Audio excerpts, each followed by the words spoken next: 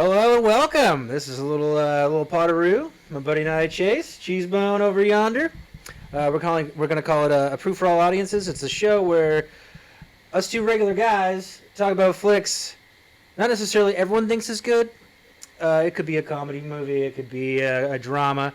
It could be whatever. But we're just a couple of guys. We're not pros. So you as a non-pro too can watch this and be like, do a couple of regular people think this movie is good, or is it just all hype?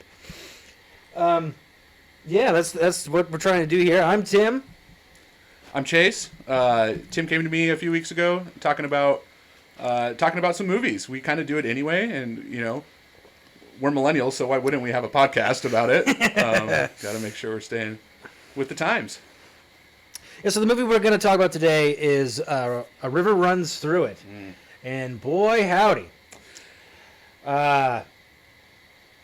piece of shit, guys. It is, fuck what your mom said. It's not great. It's not a great show. Movie show. My mom fucking says that. I hate that. What are thoughts, opinions? Where do you want to start? I got a bunch of notes. It's funny that you mentioned my mom, because when I first told my mom that we were going to watch A River Runs Through It, her first reaction was like, "Oh, that's a great movie. You guys are going to love it." Why? It's definitely got some... God, why? It's got some legs here 30 years later. But it was directed by Robert Redford. Yep. Came out in 1992. Yep. Great year. It has an 80% on Rotten Tomatoes, a 7.2 on IMDb, and a 68% on Metacritic, which I think we agreed that I don't really understand Metacritic. I don't know what the fuck Metacritic is. Just another... Rotten Tomatoes almost... Well, I really don't trust it now. Fuck this movie. Like, I guess if you want to watch something... Like, if your grandpa likes fishing and you want to watch Brad Pitt, sure. This, sure, I guess. It's fine. What was the runtime? It was like 2 hours? Right about 2 hours, yeah. I will say, I was pretty bored, and I had to watch it at like 5 in the morning because my wife didn't want to watch it. So I woke up early, and I watched it. And I will say, I only paused twice to check the runtime, which with other movies, I have done a bunch of different times. Yeah. Yeah. So let's get into it. Opening scene. I thought it went like really quick because it's supposed to be like foreshadowing, like it shows an old man's hands, right? And it's like flash, quick. Yeah. Like okay, why? Is this a guy that survived? What's gonna happen? Is that what fucking's going on here? Yeah, it made me feel very, I don't know. Yeah. So okay, with the start, it's funny because there's movies where, like, I want to watch a hoity-toity, really poetic film that, like, yeah, is deeper than maybe it really is, but I want to, like, I can get into that. I can be like, oh, this was a great moving picture. Moving picture, yes. Yeah. A movie, a talkie, huh? Yeah, we say picture and film now for the last 2 hours. Because we're douchebags, yes. But the thing for me, and not to be too generic just about the overall film, is that it was just boring. I think Brad Pitt was kind of charming. Like he was kind of like, what's his deal, right? Like, oh, he's this like newsy guy. He's never leaving Montana. And he is the movie.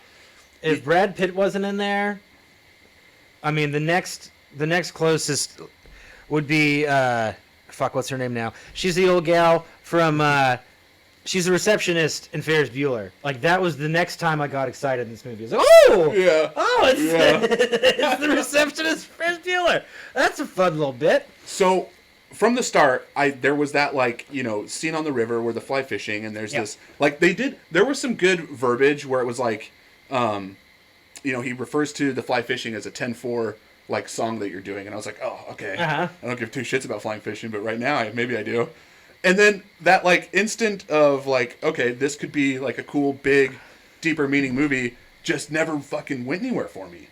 Like, there was so much shit that happened that, like, didn't make sense. Like, how he goes to the dance and, like, finds his future wife. Yeah. And it's just like, that's the one. I mean, that's every movie. There has to be a love story for it to be, like, a success. But when it's a movie about, like, finding your own way and not doing what your dad wants you to do we really have to have a love story? Like, do we really have to do that? Well, yeah, and there was a sense that, like, Brad Pitt wanted to be the rebellious one, but, like, he just wanted to... let's get into the fucking kid swap. Like, in the beginning, so we have, Oh man, we watched this a couple weeks ago now. Looking for the cast. Who was the Joseph Gordon-Levitt is the son. Yeah, Or not that's the right. Son. He is the younger kid, right? No, he's the older No, one. he plays the right. the main And guy. then as kids, the blonde one, who is Brad Pitt. If they didn't have the same hair colors like as adults, I'd be very confused as to who was who. Because I watched the movie. I fucking took 2 pages of notes. I don't know their names. Right. I don't care. God, what were It's like their Paul? names? Paul and fucking Paulie. something else? Paul was Brad Pitt. Yeah. Norman. Norman? Norman's the older brother. Ugh. Jesus, Murphy. What was my point here? So when they're children, Joseph Gordon-Levitt, as a child, he's like the more adventurous one, and then it like switches. They call him like the professor. Right. I will say, dad character, I did like how bleh he was. Like I thought that would be like 1930s dad, 1910s dad, whatever the fuck it was. Right. A super strict Presbyterian whose only satisfaction in life is getting away from his wife to go fish for a few hours every day. Yes. Yeah. I liked the way he delivered because it was so fucking weird. And I kind of thought Mom was a bit hot. Is that right? Out of left field. But I think I wrote her name down too. I did write 0 tears. I was just gonna ask you. So what we're gonna do? Go ahead and take it away there, Cheese. Well, I can be this way too, but I've seen my cohort here, Tim, cry from a good Cialis commercial before. Oh yeah. So, Nobody loves a softie. I was curious. And I'm talking about dicks, not sad folks. I was curious if this movie made you cry. Not at all. Not even a little bit. Not even no. The ending's where it's trying to get you. Where The ending. I think we shouldn't get to the ending yet. There's a lot more to unfold here. Yeah. Yeah. I will say the opening scene, or opening scenes, I guess I should say, the old photos I thought were really cool. Mm-hmm. Then I thought about it more. They're probably not old photos. No, I agree, and I think if the movie, the things that like, I didn't just despise it. Like it wasn't the worst thing I've it wasn't ever the watched. worst thing. But like the amount of praise it gets, why? It's old. Pardon me for opening this, folks. Brad Pitt was fun. Very young, very handsome, very good-looking Brad Pitt. Very good-looking guy. I think if I had to give some stuff that I did like, especially towards the beginning, was like the imagery was really good. And, it's beautiful. And it was beautifully shot. Mm-hmm. Like it's just in a gorgeous spot. Oh, some of the scenes. I did find it a little odd when they're children. Everything is shot in kind of a panorama, and then once you go from the children to adults, everything is close-ups. Like they're trying to like give the people they paid all the money to their fucking money shots. You a film critic now? Well, once gay, always gay. That's what they say.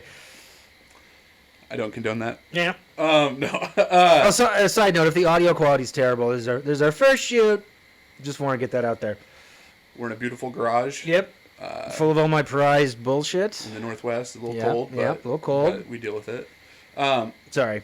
No, you're fine. So one thing I noticed at the beginning, and I think I chatted with you about this in our initial hot takes, was one thing I don't think the movie does a good job of is that I feel like the whole time you know that like Brad Pitt's character is going to do something dumb and die. Yeah, I don't know if it's because we watched this to talk about it, because it's not like we just watched it for fun, which I don't recommend, guys.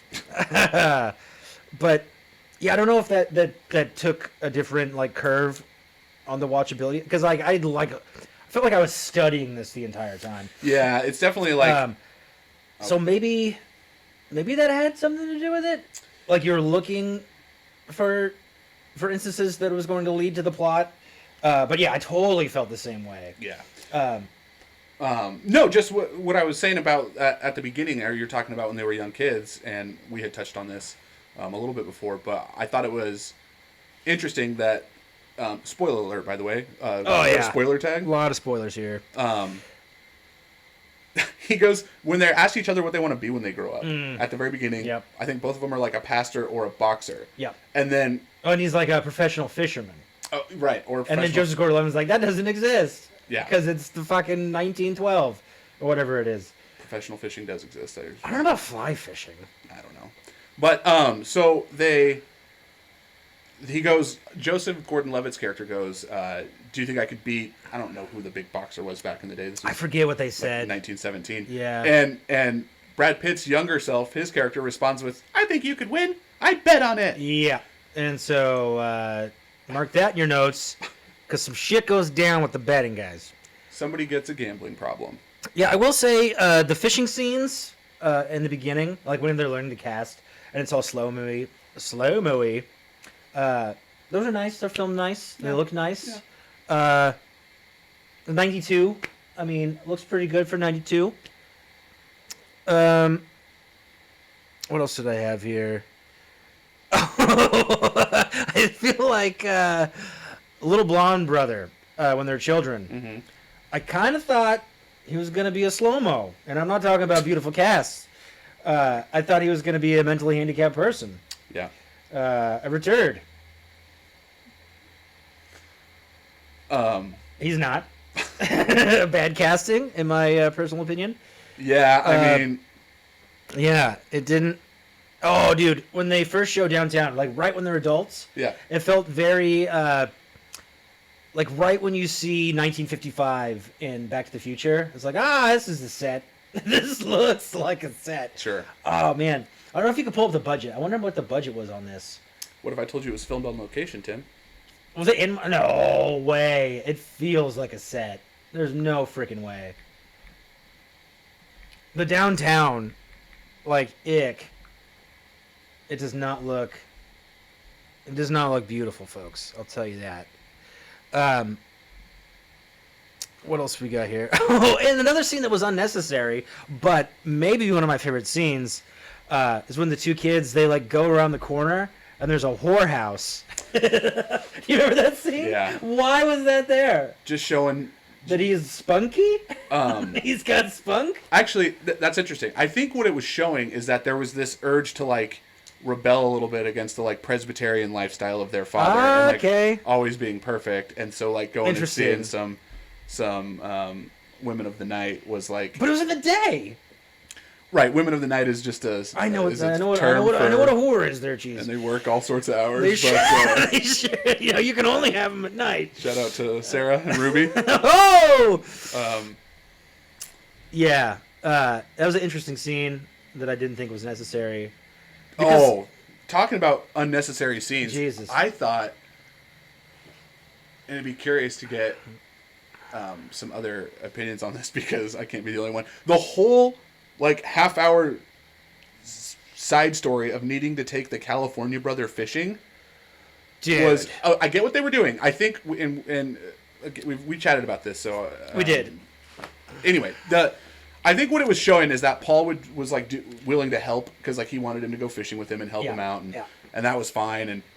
But Paul wouldn't accept help when it came to him and like was too independent. But the whole thing with the California brother was just so fucking weird. It was very bizarre. Like, what is happening right now? And then, like, the sister got pissed off that, like, so why he got blacked out and hooked up in, like, a cornfield. You left him alone? Like, we're fishing. We're also 18, Davey! Yeah, and, like, Dad went out and fished on his own, too. So it's like... I don't know if you guys fish. I used to fish a little bit, but it's not uncommon to, like, go to separate spots and like fucking fish. Like, you know, so like leaving him alone isn't a big deal. Like they tried to make that seem like it was like you don't leave a man on the river alone. And dude, I was very surprised this is rated PG. I know we're talking about 92, but there's a bunch of butt scenes, a lot of goddams. God darn it! Yeah, like for PG, I don't know. Like the ass tattoo scene, hilarious, but why? Who had the tattoo on the ass? It was like the whore he picked up at like that. I guess we'll call it a speakeasy. Mm-hmm. 'Cause I don't think this is pre-prohibition. This was. Well, was it like 1907? I don't know. The timeline's skewed. No, it was right around World War I, and I think they were too young to get drafted into the war. I forget. I'm pretty sure. Maybe I forgot on purpose because fuck this movie. But okay, it's all right. No, that's fine. I wouldn't. Here's another thing too: is if you're listening to us right now and you've never seen this movie, we're probably not doing the best job of like actually describing the movie. But the thing is I would never, I don't think I would ever recommend this movie to someone. No. Like, look, did I think it was the worst thing I've ever seen? No. No. But like, I just kept waiting for something to happen, and then like halfway through, I'm like, oh, he's either gonna like become an alcoholic, become a gambling addict, or like drown in the river. Yeah. Which all three of those come pretty close to. Well, two of them did happen, but I will say, I'm gonna bump this light a little bit forward. Yeah.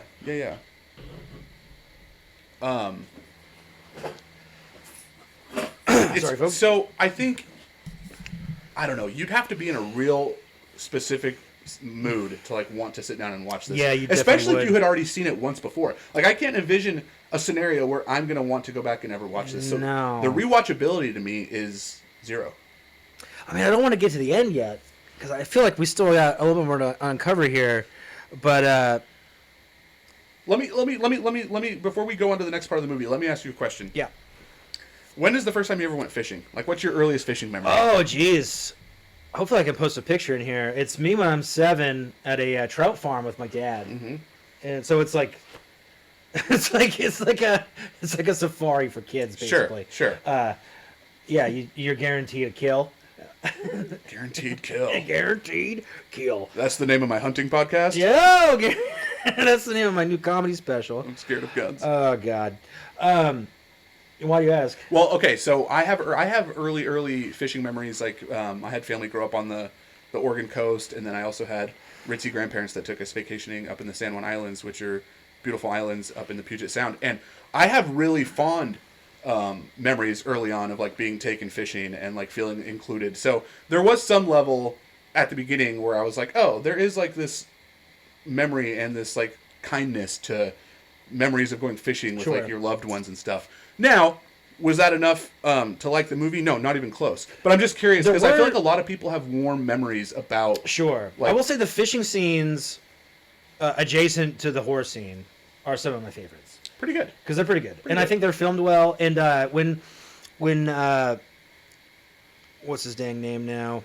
Paul or Norman, the older one? We're not even doing that. Fuck those names. I'm not gonna remember who's who. All right. Brad Pitt. Brad Pitt. When Brad Pitt like That's Paul. Oh no, the other one, the professor. Norman. When he come, very good. When he comes back and like kind of forgets how to fish, and he like finally catches a fish ahead of Paul, and Paul like gets all pissed about it. I think that's a great scene. Yeah. For the movie. Yes, that's also in slow mo, which take it or leave it. But the way he gets it and like how annoyed his brother is, I think that I don't have a brother, but I think it's a warm. It's moment. pretty fun. It's a pretty warm moment. I liked it. Yeah, I think if we're gonna talk for a minute about any like redeeming qualities, is there's definitely some of the narration about like poetry and art was like it was okay because I liked the narration, frankly. He does a good job when you remember how Brad Pitt. There you go. He kind of like creates his own style of fly fishing a little bit. And, like broke away from Dad, but he was like that right there was when That's I knew when my he was brother an artist. was an artist. Yeah, that touched me too. That got me good. Yeah.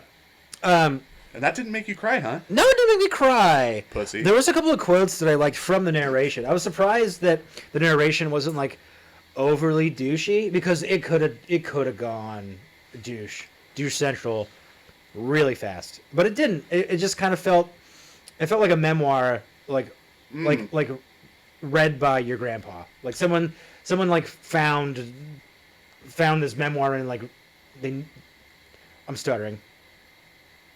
I liked it. You liked the narration. I liked that it wasn't. What's the word I'm looking for here? It wasn't pretentious. Let me help you out here because you made a comment to where specifically about pretentious. Where I don't know if everybody's gonna know the movie I'm talking about. It was a popular little film called Into the Wild. Where I really liked that, and your qualm with that was coming back to it was that it was a little preachy. Well, specifically, not to get off topic here, but specifically when Chris McCandless' sister is talking about like their parents and like leaving them, and it's like, bitch, you got a pretty fucking sweet thing going on. He wanted to buy them a car. Yeah, and he's like, no, you fuck off. Like, well, I think it's an interesting point because you talk about the narration, and then for me, I look back so fondly on Into the Wild. I love Into the Wild. Well, no, but you're right. When I look back on it, it was a little bit like you were searching to be. It's the way that they like say it. Great soundtrack. Oh, cool. And I'm not even a Pearl Jam guy. Shout out Eddie Vedder. Eddie Vedder, dude. P and Dub. Eddie Vedder, if you're watching this, dude. Big Hard Sun, man. Hey, that's one of those things where I want to be in a sad mode and I want to cry a little bit. I throw on some Into the Wild soundtrack and watch Glee. Glee, huh? Oh, dude, like the dinner scenes? Oh, God. They felt very cult-esque to me. Yeah. I mean, well, think what you will about religion, but yikes. Well, actually, do you know anything about, like, any Methodists? differences with the Presbyterians? No. But, I mean, They kind of try and throw a shot at, like, the girlfriend at the time. Was she a Methodist or what was she? I forget. They were Presbyterian. And she might have been a Methodist. And they had a little slight in the narration, too. Yeah. Yeah, I forget what the slight was. Dang, I should have wrote that down. But, yeah, I don't know. It's like all these people went from Catholicism and just... This is a different topic. Sorry, guys. But they just chop it down with their own rules to do their own thing. And it's all bullshit and it's all bad for you. But, yeah, the dinner scenes were very odd. But I guess that's kind of how your old pop would be at that time, especially as a preacher. Mm-hmm. I would imagine he wants you to do what he wants you to do, and that's kind of the end of it. Yeah, there's definitely an underlying theme of, like, needing approval from him, Absolutely. even though like, they kind of wanted to do their own thing a little bit. Yeah. Like, remember when the kid comes back from college, Norman, the older one, the professor, not Brad Pitt, and he's like, his dad's like, now what do you want to do? And, like, trying to, like, give him his blessing on... Which, for back in the time, that was a really normal thing, like, having to take your girlfriend's brother fishing to, like, win their approval. Definitely. Like, it was like a bonding time. Like, why do we got to do that? That reminded me of, like, Thanksgiving. Like, why don't you go hang out with your brother-in-law? Like, yeah, sure, we'll do it. And then they're like, what day? I'm like, oh, shit, you got me. I wasn't going to do that. What are you talking about? Yeah. Why don't you give me a call on the old freaking, the old Dupler machine, and maybe we'll freaking set it up sometime. See you never, bitch. Yeah. But I also feel like, oh, man, I'm so spacey right now. I'm sorry. Kevin Spacey. Oh, can't talk about him. No, we can now. You can? We just have to be very critical. Aye. At least we don't have to be, but yeah, we should. Probably should be a little bit. Yeah, that was pretty fucked up. Boys' lives matter, you know what I mean? Yikes. So the scene, I don't know, it's probably 10 minutes in or so. It's when we get to the high school actors. And they take the boats out. And we're gonna run this channel. We'll be the first boys to ever do it. And everyone like backs out. So it's just the McLean brothers. I think McLean. Wow, I remember that, but not Paul and Norman. Pretty good. So that's like kind of foreshadowing to the end a little bit. Not that I want to get to the end yet, but so we do this river shoot, and as a viewer, you're like, all right, we're 10, 15 in. They're not going to die. There's no way they're going to die. But they make it kind of seem like the boat's all fucked up. And then, whoop, there they are. Everything's fine and cozy. You know what I'm talking about? Yeah, I think what that's showing you early on is, like, they're loyal to each other. And, right. And like, Norman doesn't want to do it. But, of course, if Paul's going to do it, he's going to go with him. And look how daring Paul is. Yes. And look at how this is going to establish a really good gambling problem later in life. Speaking of unnecessary scenes that we talked about 15 minutes ago, the brother fight scene. Oh, in the kitchen. What made them pissed off at each other? It was what was it?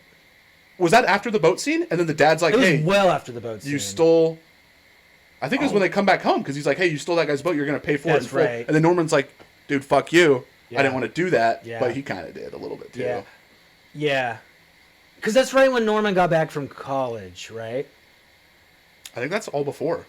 That was because I think that's what jumps off to them going to college because he's like, and that was the first and last time we ever got into a fight. Very good. Wow, you recall this well. Sorry, guys, we watched this movie like 2 weeks ago. We're trying to figure out the audio, video camera stuff. So I've kind of forgotten a lot of it. And I'm already stally just as a person. So, my bad. Did you refer to yourself as Stolly? Yeah, I go, do, boo, boo, boo, a lot. I stall. Little I don't mean to Joseph stall. Stalin over here. Well, Joseph Stolly. No, you're good. Freaking, yeah. I also think, because, oh, he is supposed to be older. You know what I should have done? What's that? I should have read the synopsis of the movie.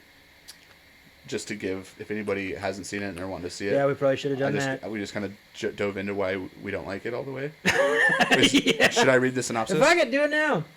The McClane brothers, Paul and Norman, Paul's Brad Pitt, Norman's Craig Schaefer, live in a relatively idyllic life in rural Montana, spending much of their time fly fishing. The sons of a minister, the boys eventually part company when Norman moves east to attend college, leaving his rebellious brother to find trouble back home. When Norman finally returns, the siblings resume their fishing outings and assess both where they've been and where they're going. And that's about it. That's what happens, and that's kind of all that happens. Do you remember? So Paul ends up going into journalism, and he's kind of sounds like from what it sounds like he's a hot shot in Montana. Yeah, he writes like fun pieces out of the fucking Missoula Times. Do you think he really met Calvin Coolidge? That was literally what I was just getting at. There's that random part in the thing where he's like, they're at dinner, the preachy, fucking weird, culty dinner, and they're like, "So, tell us some stories, Paul." What's the news out in Helena? Yeah, yeah, dude. What's the weather like in Missoula there, son? It's not how they talk. It's just anytime I do old timey, it goes straight to, "Oh, can you send the Western Union out to the town?" But yeah, he brings up. Well, I got one. Were they golfing? I forget what they were doing. No, he says he sees them fucking fly fishing. Oh, that's right. Duh. Jesus Christ. That's so funny because that's literally where I was going, and I don't think that that's true. No, well, because you later find out Paul's kind of a skeever. Paul likes to do things to the beat of his own fishing rod. Yeah, okay. Mm-hmm. But yeah, no, that's funny. I don't think he actually met Calvin Coolidge. I don't think so either. That also, there's a bunch of like unnecessary stuff. I guess that's the setup that he's kind of a wandering, how do I say, a wandering soul, I guess you'd say, because like he goes to, what are they called, the Lolo? I don't remember it. Or I think it's called the Lolo. The little fucking speakeasy yeah, with the gambling. it's and like the a gambling house, and Norman like proposes to the girl that's probably gonna ruin his life because they're not very compatible, but he thinks she's the bee's knees, and so Paul's like, well, let's take you out, and Norman already kind of knows that his brother's a bit of a piece of shit, like, so he's like, all right, I'll take you out. So they have a drink, and then he's like, well, let's go to the Lolo. Oh, that's not exactly how it went down, but they end up there, and Norman's pissed, and then they go in there, and they essentially kick Paul out. Right. And that's kind of like, as a viewer, like red flag number one, like, oh, right, we know he shouldn't be there. And then they go back to the car, and Norman's like, we gotta go. He's like, no, it's a hot night. I'm gonna use your luck. I'm gonna use your luck, kid. I'm gonna use your luck, kid. It's a hot night. He's like, you're dead up to your eyeballs. I'm gonna do the same voice for two different people. Yeah, that's not really what they sound like, but not at all. But they sound the very Ivy League. I think the accent they're looking for is called Montana Duh. What were we getting at here, though? Sorry. Well, I think we were getting a little bit into Brad Pitt's, Paul's demise. Yeah, a little bit of his slow slip into the deep end, and I don't mean the river, Tim. No, you don't, because they make you want to think that you're thinking that you are, but you ain't. Oh, one more thing. Actually, one of the scenes of the movie that I did really kind of like was the whole evening where he takes the Native American woman to the dance club and just makes every person there fucking uncomfortable. I forgot about that. I took notes about that. Yeah, let's hear them. So I had to pause because my wife woke up, and I thought they said, hey, no Asians in here. And I was like, wait. I mean, I guess that actress could be Asian, but I was like, nah. So I had to rewind it. It says no natives. And I was like, well, that's... Well, I think he uses a much meaner word for native. Does he? Yeah. What did he say? Injun. He does say Injun. You're right. I think I wrote that down and I spelled it really wrong. Well, and he also says that like this is the last time. Is Paul just like going and finding any Native American person in Montana that takes to the fucking club? Slaying tomahawk left and right. Oh God. Yeah. Fuck it. It was a really fun scene. And then they do like the weird 1904 Dirty Dancing. And Yeah. yeah. A little bizarre. A little fine. It wasn't hard. It was whatever. I guess in terms of like the lull of the whole overall movie, like that was at least like something that was something happening. Yeah, it was pretty fun. Injun is hilarious. It's a hilarious slur. You heard it here first. I'm not saying you should say it, hilarious. But I think it is a funny thing to say with your friends. Oh, God. Oh, boy. What else we got going on here? I did write Brother Fight Dumb. Brother Fight Dumb. Oh, I did like the there was a quote that he says when because he went to Oxford? What college did you go to? I don't think he went to Oxford. Was it Cambridge? Oxford. I think those are both in England. Oh, fuck. Oxford and Cambridge, I don't think are. Oh, no. No, he went to fucking, like, Dartmouth. Sure. I don't know shit about school, guys. But the narration says, schooling exposed me to a world that I'd only guessed of. And I was like, oh.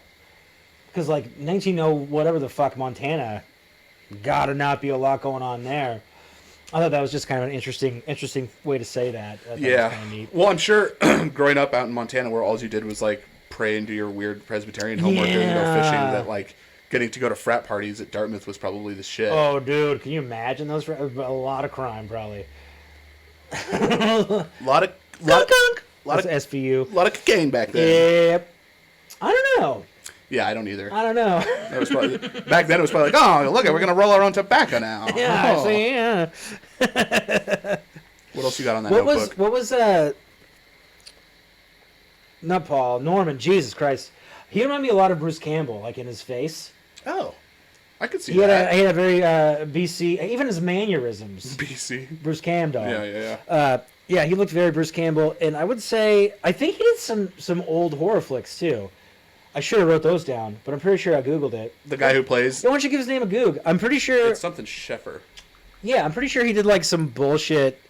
Craig Sheffer. I think it's Sheffer because it's S-H-E. Oh, yeah. I put it right here. Oh, nice. Old bro. Old bro. Instead of just Norman, which is the guy's name. Yeah, well... when they talk about, do you like colored jazz? Like, holy shit. So funny. We're and this is a genuine question. I'm not trying to be hot topic-y at all. Was jazz like big in the white community in that time? No. Like who was making jazz beats in Missoula, fucking Montana? I don't know, because there probably could only be like 2 or 3 POCs in the whole state. Yeah, I don't know. I don't know either. I don't know, but yeah, colored jazz. Oh boy. Yeah, yikes. Did not age well. But I think they put that in there to make you feel yikes. I don't know. In '92, there wasn't a lot of yikes going around. Kevin Spacey was doing whatever the fuck he wanted in in 1992. That's very true. Did you find old what's his fuck? The actor? Like, I want to know if he did another an old scary. Oh, you want me to look up his filmography? Yeah, Craig Sheffer, I believe his name is. I think you're I'm right. pretty sure he did. I think this was his biggest production. Yeah, he did. He definitely does look a little Bruce Campbell-y. Weird. Nightbreed, Some Kind of Wonderful, The Program, Bliss. He was in Hellraiser. Hellraiser One Inferno. of the 19 Hellraisers. Yeah, he was in one of those.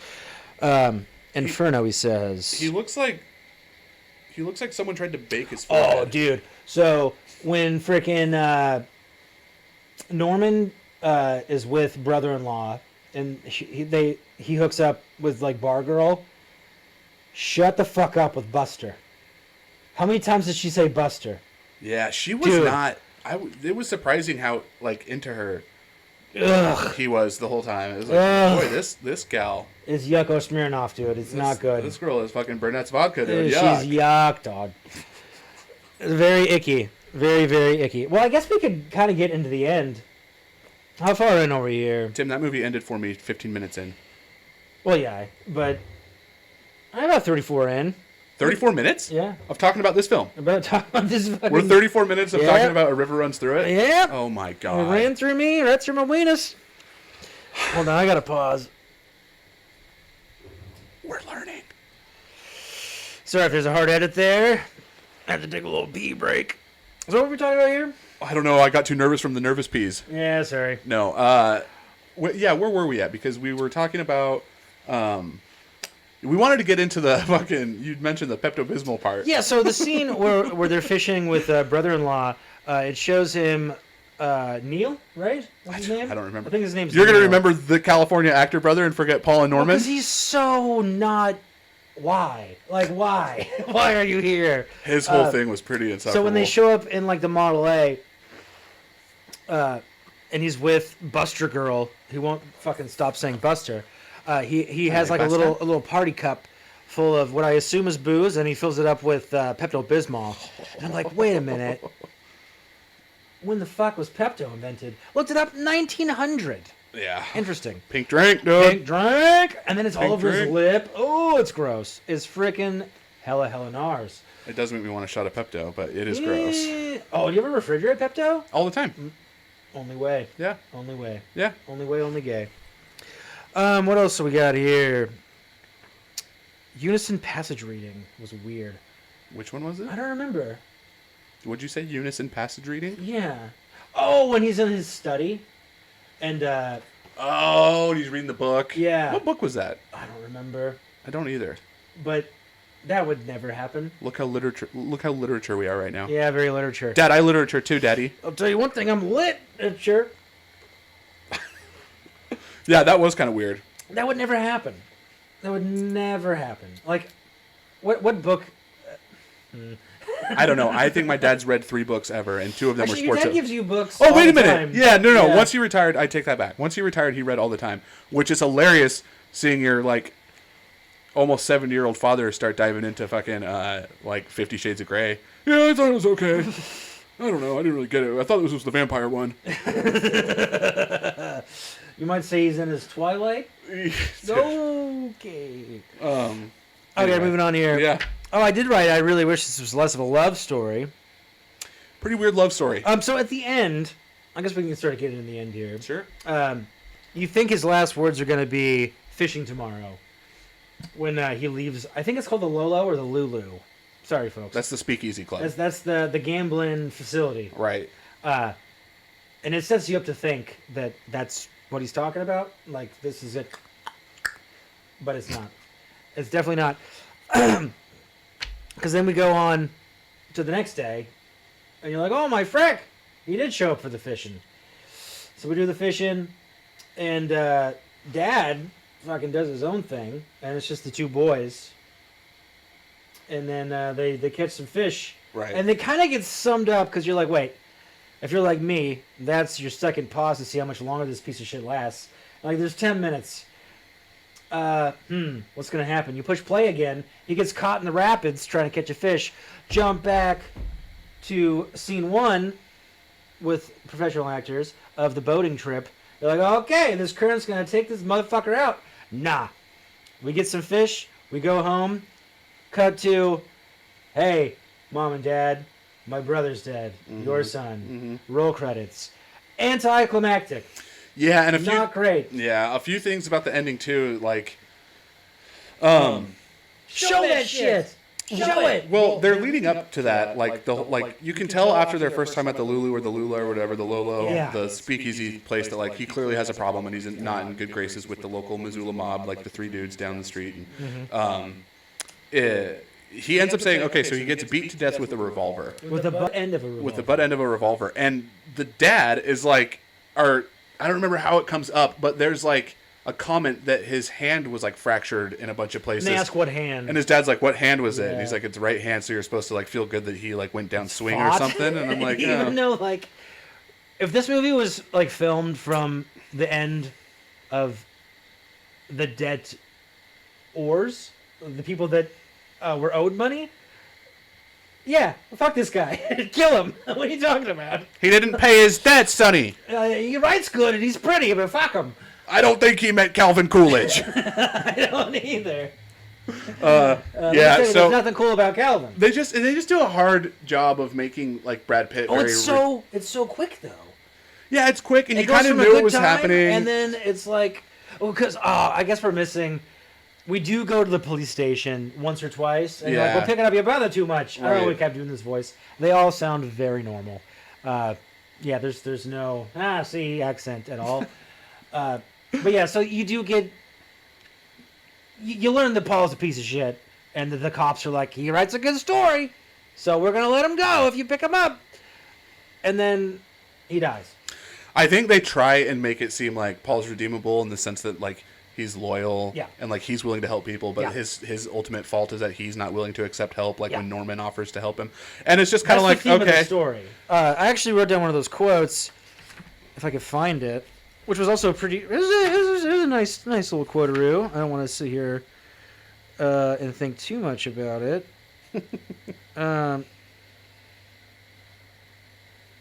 Maybe what he likes is someone's trying to help him, and that's kind of a theme through the whole thing.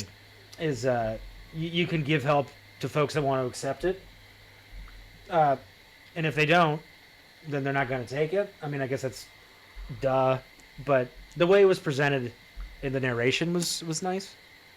you can lead a horse to water, Tim, but you Yeah. can't make him drink. Truth. So all in all, I think my rating scale on the Cheezel scale Yeah. is I give it a 4 out of 10, and the reason I give it a 4 is that even though Paul was not a very redeeming character, he was still charming enough to be like, Yeah. okay, this is fun. Well, it was like interesting, I guess, in some aspects, but really the cinematography, the overall theme of like the poetry, and at the end when he's finally like they talk early on about like what is it that you can hear like the voices of your loved ones or something like deep beneath the riverbeds or something like that. Yeah, that's kind of how it ends too. That's yeah, how it ends, which was like, oh, that's kind of Yeah. a cute little callback, and I thought it was a pretty movie. I thought there was some serenity to it, but I Serenity Serenity now. I probably wouldn't recommend it, and I probably will No. never watch it again. I definitely won't watch it again. I'm gonna give it about 4 Timbos. 4 Timbos, I'm right there with you, Cheesebone. It's 4 T-bones, Timbos, 4 Timbos. 4 Timbos. Hippo in a tree. Who knows? Okay. Yeah, not great. But I mean, I couldn't do it. Well, yeah, I guess. I couldn't make some of the nice, which is kind of the point of this. I want to reiterate. It's pretty good for a piece of shit. For being the most boring movie I've watched in a Yeah, long time, it was like- all right. I couldn't make it, so I got to give it that. Yeah, it's just. Not, Hey, do you love fun. fly fishing and a crazy possessive Presbyterian dad? Then this is the movie it's for the you. flick for you. 1992 was your year. 91, but Well, 92 was the year for Yeah. being into fly fishing Yeah. and Presbyterian papas. so I guess that's it, guys. That's kind of the wrap up on A River Runs Through It, and we went through it, boys and girls. Boy, I ran through that movie We real quick. ran through it. I would like to, before we sign off here, Yeah. maybe have a quick chat about what we should watch next. Well, let's do it here. And I was thinking, would you want to just pick a movie that we think, like, what's the criteria in which we're going to pick a movie? Something that we both think is interesting, something that you think the other person won't find interesting, a current-ish movie so that it's a little bit more popular, a controversial flick. Like, what's calling out to you? Well, I would like to watch something I haven't watched because I think it was easier to take notes on something I hadn't watched. By the way, A River Runs Through It was my recommendation, and I apologize. Oh yeah, that's a full cheese bone there. I was so ready to get moved by poetry. And Yeah, and I will. I mean, the Tim Cry scale is gonna be a thing that comes into effect in a lot of these. I've had bowel movements deeper than that movie. Yeah, yeah, fisticuffs. Sorry. I really think we should do American Beauties, dude. Well, let's do it. Which I should say I have seen recently, which takes away from everything I just said. But I think it'd be fun to swap notes on that one because that was supposed to be actually I think it was nominated for like fucking 14 awards and I Yeah. think it won like 7. Yeah. And Kevin Spacey, who's been brought up, I don't know, K-Space? 3 or 4 times on this cast here, Potteroo. So I think we're gonna do. You want to do American Beauty? I'm game for American Beauty. I think it's on. I think it's on the Fricks.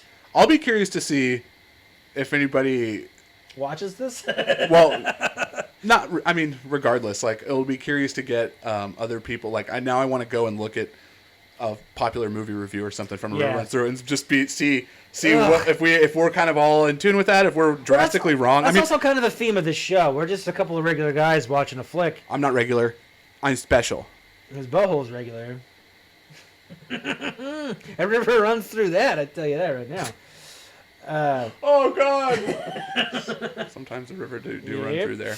Bring an oar.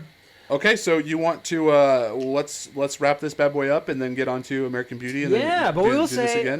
we're gonna post this on the YouTubes, probably like the Facebacks. Is this where they point and then you put stuff up there? I'm bad at stuff, so we could just point around and hopefully I put it somewhere. Who knows?